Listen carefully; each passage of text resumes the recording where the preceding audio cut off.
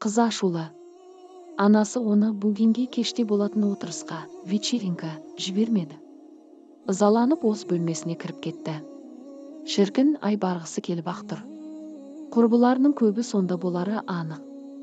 Не болса да барамызын деп шешіп терезеден қашып шықты. Барды, арасында да қызып ақ жатыр екен. Жастардың бәрі осында секілді. Темекі, ішімдік көпшілікке қосыла кетті. Көрікті қызға жігіттердің назары тез ауды. Бірақ ішінде өзіне ұнағанымен танысты қыз әдеттегідей. Жігіт ішімдікке сылқия тойып алған екен. Қыз оны білсе де жігіттей, осындай күйде сымбатты деп тапты.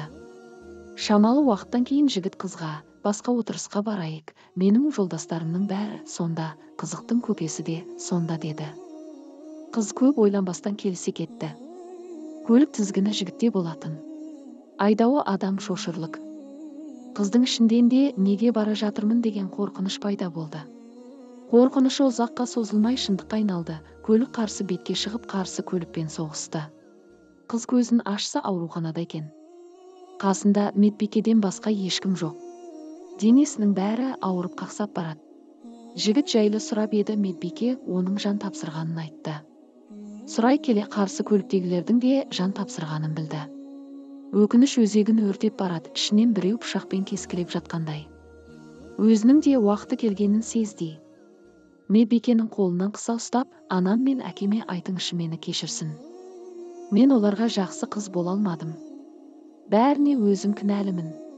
Кешірсін, кешіре көрсін деді. Медбике үнсіз қыздың қолын ұстап маңдайынан сипат. Сол сәтте қыздың жаны үзіліп кетті. Мәңгіге кетті. Қыздың сөзін дәрігер де естіген болатын. Медбикенің қасына келіп, неге әке шешесіне деген аманатына жауап қатпадың? Неге үнсіз қалдың деді.